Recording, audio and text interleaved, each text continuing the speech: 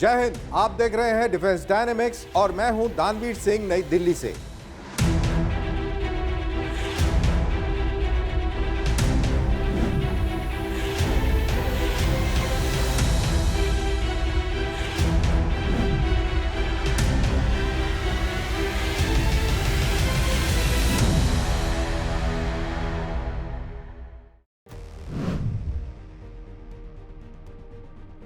India और France ने एक बहुत बड़ा स्ट्रेटेजिक कदम उठाया है और ये कदम है defence research and development organisation यानी DRDO और फ्रांस की डायरेक्टरेट जनरल ऑफ आर्मामेंट यानी DGA के बीच हुआ एक नया टेक्निकल एग्रीमेंट। ये एक लैंडमार्क एग्रीमेंट है जो दोनों देशों के बीच डीपर कोलैबोरेशन, शेयर टेक्नोलॉजीज और एडवांस मिलिट्री कैपेबिलिटीज के को डेवलपमेंट के दरवाजे खोलता है। अब तक ये सब सुनने में एक सिंपल सा थ्योरेटिकल न्यूज़ लगती है, लेकिन असली सवाल है कि इसकी अहमियत क्या है और ये एग्रीमेंट कैसे गेम चेंजर बन सकता है। तो इस डिफेंस डायनेमिक्स के एपिसोड में हम इसे बिल्कुल सरल और टेंजेबल टर्म्स में डिकोड करेंगे कि ये डील भारत के डिफेंस फ्यूचर को कैसे बदल सकती है। अब देखते हैं कि मिनिस्ट्री ऑफ डिफेंस ने इस एग्रीमेंट के बारे में क्या कहा है। मिनिस्ट्री साफ कहती है कि यह एग्रीमेंट इक्विपमेंट और टेक्नोलॉजी ट्रांसफर, जॉइंट रिसर्च और को डेवलपमेंट के लिए एक महत्वपूर्ण फाउंडेशन तैयार करता है, और वो भी मॉडर्न वॉरफेयर के सबसे क्रिटिकल और हाई एंड डोमेन्स में। और ये डोमेन्स कौन सी हैं, आइए देखते हैं। दरअसल ये पार्टनरशिप एक बहुत बड़ी रेंज है जो कि फ्रंटियर टेक्नोलॉजीज में फैली हुई है, जैसे एरोनॉटिकल प्लेटफॉर्म जिसमें नेक्स्ट जनरेशन फाइटर्स और एडवांस्ड एयरबोर्न सिस्टम शामिल हैं, अनमैन्ड व्हीकल्स हवा में, जमीन पर और पानी के नीचे, एडवांस मटेरियल्स, स्टेल्थ, सर्वाइवेबिलिटी और प्रोटेक्शन के लिए, साइबर सिक्योरिटी और artificial intelligence, future battlefield network के लिए, स्पेस टेक्नोलॉजीज, नेविगेशन सिस्टम्स और प्रिसीजन वॉरफेयर, एडवांस प्रोपल्शन और सेंसर्स जो मिसाइल्स और UAV के लिए क्रिटिकल हैं, क्वांटम टेक्नोलॉजीज जो फ्यूचर डेटरेंस को डिफाइन करेंगी, और अंडर वाटर सिस्टम्स जो सबमरीन वॉरफेयर और ऑटोनोमस मैरीटाइम ऑपरेशंस के लिए बेहद जरूरी हैं। फ्रांस आज भी कुछ चुनिंदा पश्चिमी देशों में से एक है जो भारत के साथ प्रमुख क्षेत्रों में डीप टेक्नोलॉजी ट्रांसफर करने के लिए तैयार है। रफाल M, इंफ्रारेड और FCAS से जुड़ी 6th जनरेशन तकनीकें, जैसे नई स्टेल्थ डिजाइन तकनीकें, सेंसर फ्यूजन, एल्गोरिथम और एडवांस्ड एवियोनिक्स। साफरान ने भारत को जेट इंजन की पूरी तकनीक देने की पेशकश की है, जिसमें hot section technology, single crystal blades, high pressure turbine शामिल हैं। ये AMCA Mark II के लिए बेहद महत्वपूर्ण है। इलेक्ट्रॉनिक वॉरफेयर सिस्टम्स, स्पेक्ट्रा आधारित इलेक्ट्रॉनिक वॉरफेयर, एसा रेडार इंटीग्रेशन और जैमिंग एल्गोरिथम्स। एयरबोर्न रेडार्स, उत्तम Mark III, Mark IV level के एसा रेडार का को डेवलपमेंट GAN बेस्ड मॉड्यूल्स के साथ, और airborne ISR platforms, Airbus platforms पर नए AEW&C सिस्टम्स का जॉइंट डेवलपमेंट की संभावना।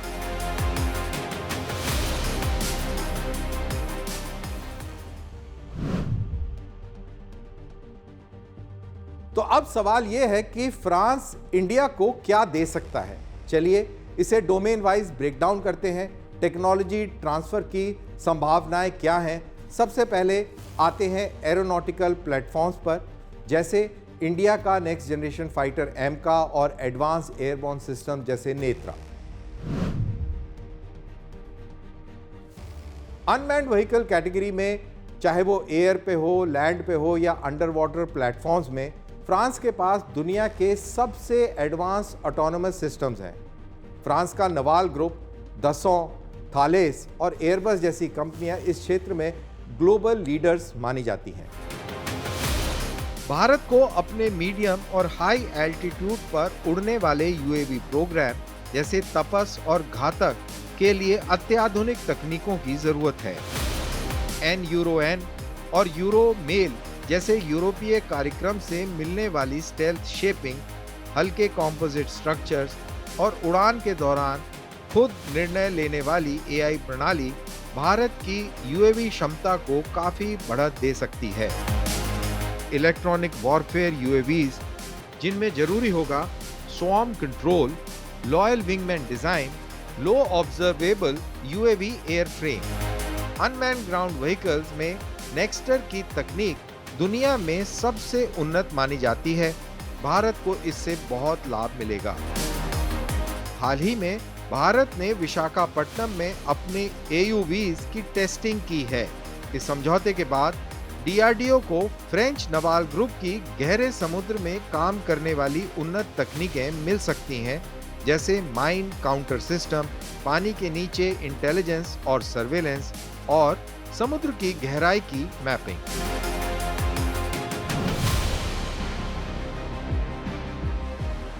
मिलिट्री वर्ल्ड और मॉडर्न वॉरफेयर में वही जीतता है जिसके पास अच्छी स्टेल्थ, सर्वाइवेबिलिटी और प्रोटेक्शन होती है, और इन तीनों में एडवांस मटेरियल्स की भूमिका सबसे ज़्यादा क्रिटिकल होती है। इंडिया को इन एडवांस मटेरियल्स की सख्त ज़रूरत है और फ्रांस इनकी टेक्नोलॉजी शेयर करने के लिए तैयार है।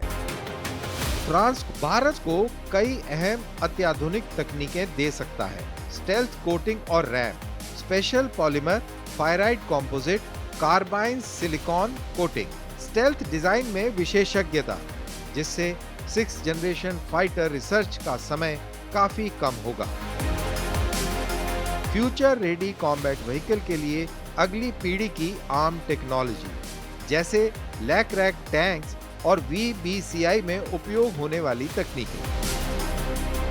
हाइपरसोनिक और 6th जनरेशन प्रोग्राम के लिए high temperature alloy, missile airframe, advanced engine हिस्सों के लिए ये महत्वपूर्ण है, और सेल्फ हीलिंग सामग्री और पॉलीमर सिरेमिक मिश्रण, जिनसे क्रिटिकल पार्ट्स ज्यादा टिकाऊ बनेंगे।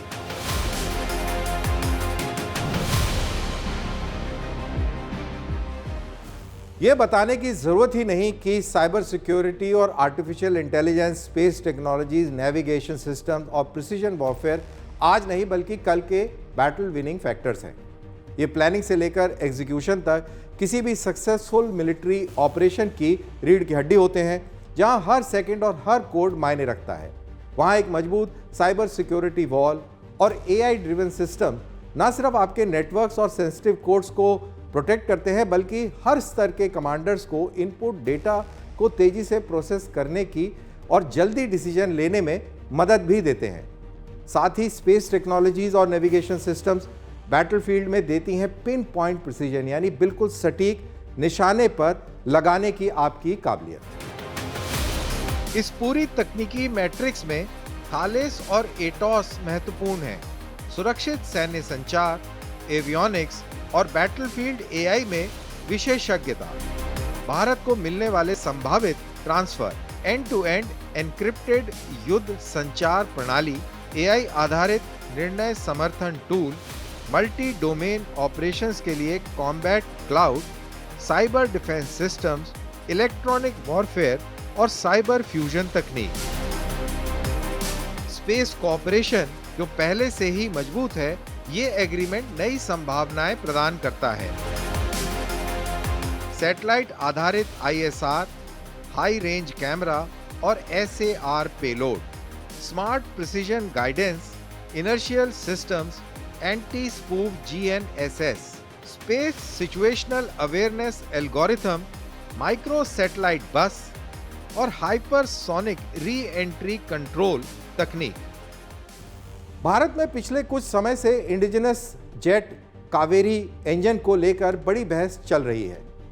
अमेरिकी GE इंजन्स की डिलीवरी में विलंब हुआ, जिसकी वजह से LCA तेजस मार्क II की डिलीवरी टाइमलाइंस भी प्रभावित हुई।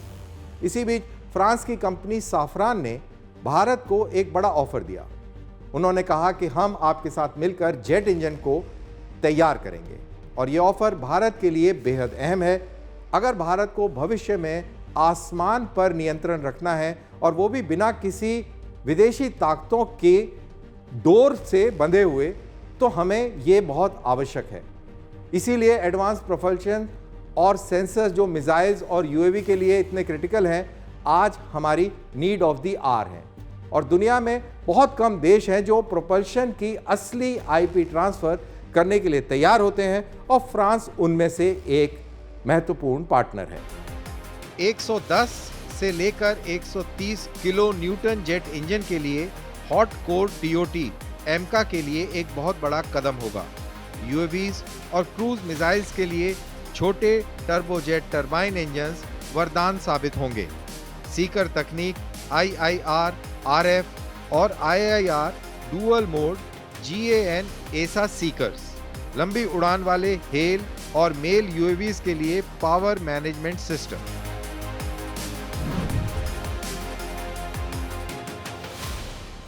हम ये भी भूल नहीं सकते कि क्वांटम टेक्नोलॉजीज में फ्रांस दुनिया के ग्लोबल लीडर्स में से एक है, खासकर क्वांटम सेंसिंग और सिक्योर कम्युनिकेशंस में। इनकी अहमियत का अंदाजा आप इस बात से लगा सकते हैं कि क्वांटम ग्रेविमीटर सबमरीन डिटेक्शन और क्लैंडस्टाइन नेविगेशन के लिए अहम है। Quantum communication and inscription strategic command network को सुरक्षित रखने के लिए अनिवार्य है। आपने अगर कोल्ड एटम क्लॉक्स के बारे में सुना हो, तो जीपीएस क्लॉक से कहीं ज्यादा प्रिसाइज होते हैं। क्वांटम इनहैंस्ड इनर्शियल नेविगेशन खासकर जीपीएस डिनाइड एनवायरनमेंट्स में। इसके अलावा क्वांटम रेडार को लेकर इंडिया और फ्रांस के बीच रिसर्च कोलैबोरेशन भी आगे बढ़ रहा है।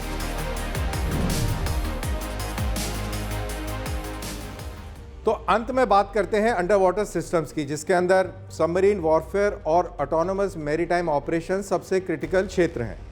फ्रांस खासकर के नवाल ग्रुप के पास भारत के साथ मिलकर सबमरीन कोऑपरेशन का एक लंबा इतिहास रहा है।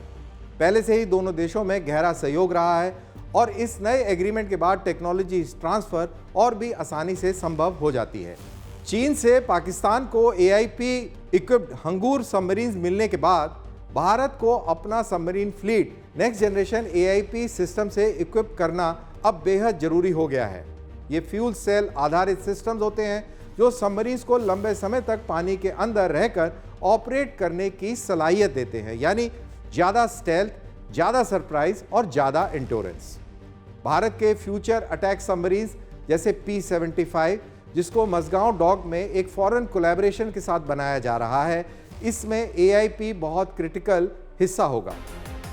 फ्रांस भारत को दे सकता है SSN के लिए pump jet propulsion system, Barracuda class वाली कम शोर डिजाइन, एडवांस टॉर्पीडो तकनीक, गहरे समुद्र के लिए UUVs, ISR माइन वॉरफेयर और सी बेड मैपिंग तकनीक तथा नॉन हल पेनिट्रेटिंग मास्क और एडवांस सोनार सूट।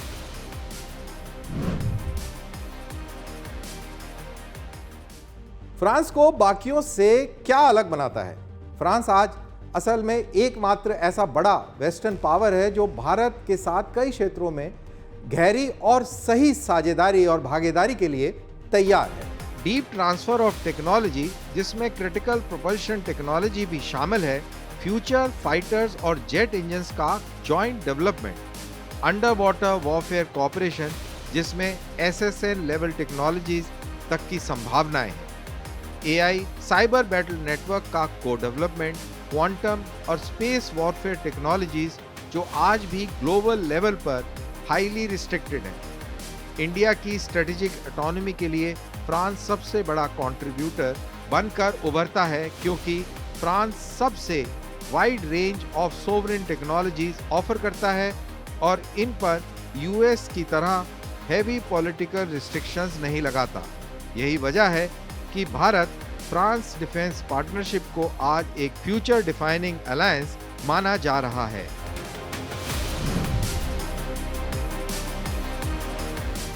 यूनाइटेड स्टेट्स ने भारत के साथ डिफेंस कोऑपरेशन को और मजबूत करने की दिशा में एक अहम कदम उठाया है। अमेरिका ने javelin anti tank missile system की एक संभावित फॉरेन मिलिट्री सेल को मंजूरी दे दी है।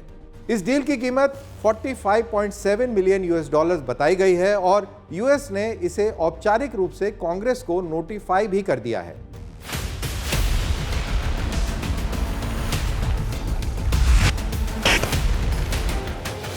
अमेरिका ने भारत को जेवलिन मिसाइल सिस्टम भेजने की मंजूरी दे दी है। ये डील लगभग 45.7 मिलियन यूएस डॉलर की है। डीएससीए ने इसकी मंजूरी की सूचना अमेरिकी कांग्रेस को भेज दी है। भारत की मांग है 100 जेवलिन FGM-148 मिसाइल राउंड्स, एक फ्लाइट टू बाय मिसाइल और 25 javelin block 1 launch unit CLUs। LAC पर तैनात भारत की अग्रिम पंक्ति की पैदल सेना को अचानक होने वाले टैंक और आर्मर थ्रेट से रोकने के लिए तेज प्रतिक्रिया वाली ATGM काफी अहम है। जब तक भारत की नई ATGM सीरीज बड़े पैमाने पर नहीं आती, ये पैकेज उस कमी को पूरा करेगा। डील में कई सपोर्ट आइटम्स भी हैं। Missile simulation round, battery coolant, digital manual तथा लॉजिस्टिक सपोर्ट। इससे भारत की दुश्मन टैंक और आर्मर्ड धमकियों से निपटने की क्षमता बढ़ेगी और यूएस के साथ इंटरऑपरेबिलिटी भी मजबूत होगी। जेवलिन RTX और लॉकहीड मार्टिन की संयुक्त प्रणाली है। जेवलिन एक कंधे से दागी जाने वाली fire and forget ATGM missile है। ऑपरेटर लक्ष्य लॉक कर फायर करने के तुरंत बाद छिप सकता है। यह इसकी सबसे बड़ी खासियत है। इसकी टॉप अटैक क्षमता दुश्मन टैंक के सबसे कमजोर हिस्से पर वार करती है। टैंडम वॉरहेड इसकी ताकत है और ERA आर्मर को भी भेज सकती है, इसलिए इसे दुनिया की सबसे कारगर ATGM में गिना जाता है।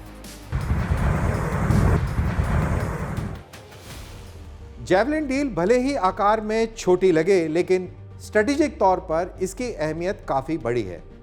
यह उस समय डिफेंस कोऑपरेशन की कंटिन्यूटी का संकेत देती है जब भारत और अमेरिका के बीच में ट्रेड फ्रिक्शंस और टैरिफ प्रेशर्स रिश्तों को टेस्ट कर रहे हैं। भारत के लिए यह डील एक प्रिसीजन एंटी आर्मर कैपेबिलिटी को और मजबूत करती है और उधर वॉशिंगटन के लिए यह इंडो पैसिफिक में एक अहम पार्टनर यानी भारत के साथ ट्रस्ट को रीइंफोर्स करती है, मजबूत करती है। आने वाले महीनों में दोनों देश हार्ड सिक्योरिटी, टेक्नोलॉजी टाइज और इकोनॉमिक डिसएग्रीमेंट्स को कैसे बैलेंस करते हैं, यही भारत और अमेरिका के रिश्तों की अगले फेज की मजबूती तय करेगा।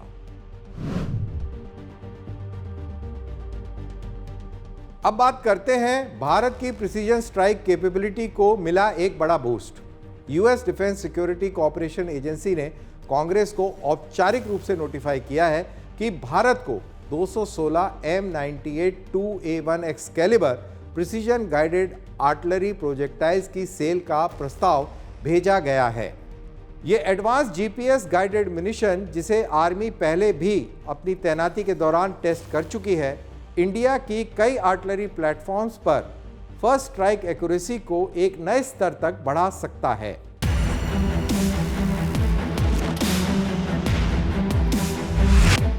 भारत की प्रिसीजन आर्टिलरी क्षमता को बड़ी बढ़त मिली है। अमेरिका ने 216 एक्सकैलिबर M98 2A1 राउंड्स की संभावित बिक्री को मंजूरी दे दी है। यह 155 mm के GPS गाइडेड राउंड्स हैं जो 2 मीटर से कम की सर्कुलर एरर प्रोबेबिलिटी देते हैं, यानी बेहद सटीक। भारत की यूनिट्स पहाड़ों, रेगिस्तानों और घने जंगलों में तैनात हैं। वहां पहले गोले में सही निशाना बेहद जरूरी है।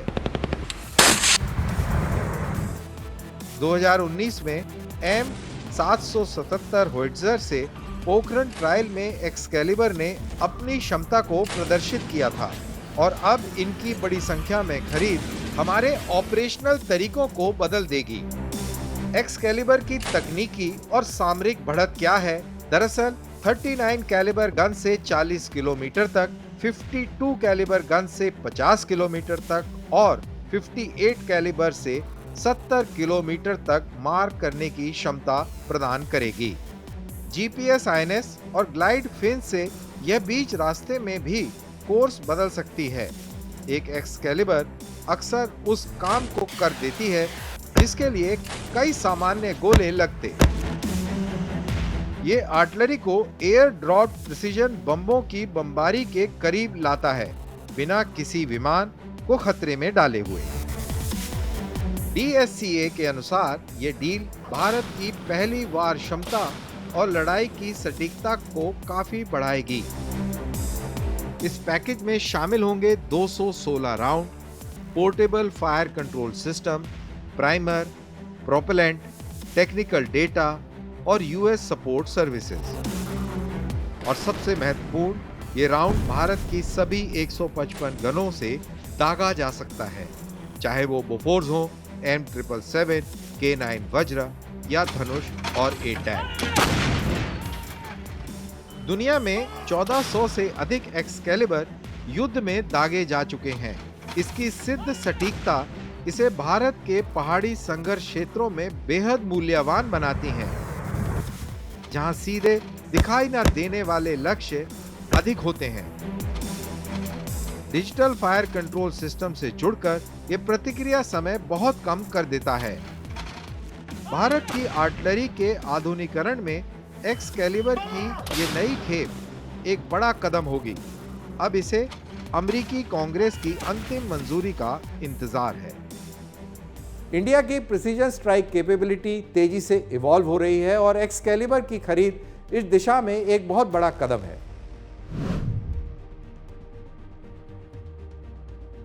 तेजस क्रैश इन दुबई, ये इस हफ्ते की बहुत बड़ी खबर रही।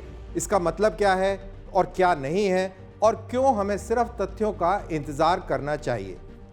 तो आइए कुछ प्रश्नों के उत्तर तलाश कर इस अहम बात को समझने का प्रयास करते हैं। पहला, एक्सपोर्ट के नजरिए से यह क्रैश क्यों बुरा माना गया है। डिफेंस इंडस्ट्रियल दृष्टि से देखें तो दुबई क्रैश को और उसके टाइमिंग बहुत ही खराब समय पर रहे। तेजस इस समय एक आक्रामक एक्सपोर्ट पिच पर था। मलेशिया, अर्जेंटीना, यूएई और कई अफ्रीकी और साउथ एशियाई देशों के बीच बातचीत चल रही थी।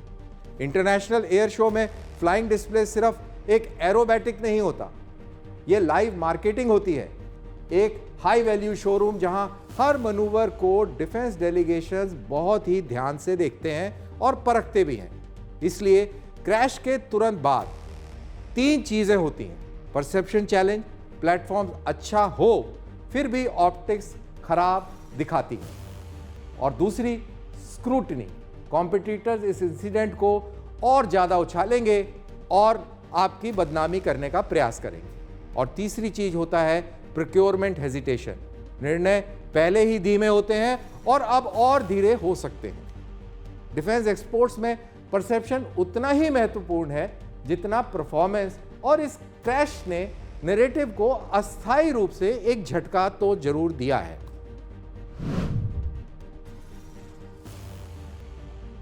दूसरा प्रश्न है कि यह मनूवर इतना रिस्की क्यों माना जाता है। दरअसल जो मनूवर किया जा रहा था ये एक high energy low altitude display profile का एक हिस्सा था। ऐसे मनूवर दर्शकों को बहुत प्रभावित करते हैं और एयरक्राफ्ट की क्षमता दिखाते हैं, लेकिन ये प्रोफाइल इनहेरेंटली काफ़ी रिस्की होता है। एरर मार्जिन लगभग 0 होता है, 0 होता है, और लो एल्टीट्यूड पर रिकवरी की स्पेस नहीं होती, कोई जगह नहीं होती कि उसको रिकवर किया जा सके। हाई एरोडायनेमिक स्ट्रेस होता है पायलट के ऊपर भी और जहाज के ऊपर भी, और तेज रोल रेट, पिच चेंज और थ्रॉटल ट्रांजिशन कोई एस्केप हाइट नहीं देती। कॉम्बैट एल्टीट्यूड में हजारों फीट मिलते हैं, लेकिन एयर शो में सेफ्टी एनवेलप बहुत ही कम होता है। सच्चाई यह है कि एयर शो फ्लाइंग कई बार कॉम्बैट फ्लाइंग से कहीं अधिक अनफॉरगिविंग होती है, क्योंकि यह फिजिक्स के किनारे पर प्रिसीजन मांगती है और उसमें गलती की कोई गुंजाइश नहीं रहती। तीसरा सवाल यह है कि एक पायलट कोड जिसके हिसाब से जांच से पहले किसी निष्कर्ष पर क्यों नहीं पहुंचना चाहिए। दरअसल एविएशन, चाहे मिलिट्री हो या सिविल, एक सेक्रेड कोड है और वो कोड ये है कि इन्वेस्टिगेशन से पहले कभी भी अनुमान मत लगाओ। इसके पीछे बहुत ठोस कारण है।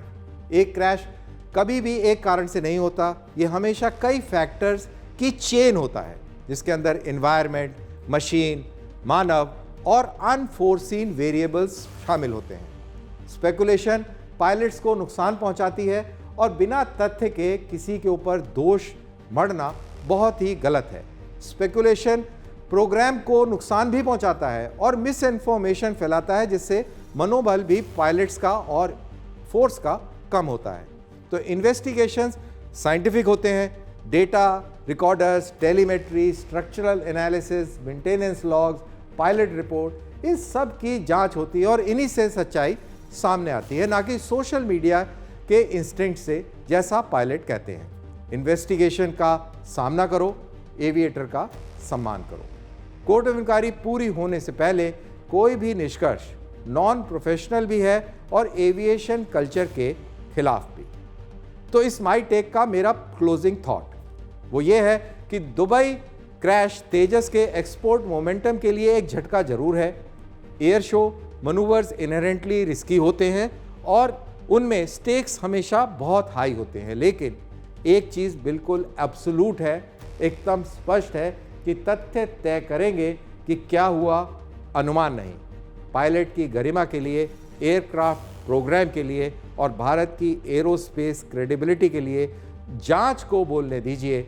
जब तक निष्कर्ष ना आए, हम एक डिसिप्लिन्ड, इन्फॉर्म्ड और पेशेंट अप्रोच बनाए रखें। इसी के साथ ये एपिसोड यहीं समाप्त होता है। अपने कमेंट्स सोशल मीडिया पर #DD with दानवीर के साथ जरूर साझा करें। अगले हफ्ते फिर होगी मुलाकात, तब तक के लिए दीजिए इजाजत। जय हिंद।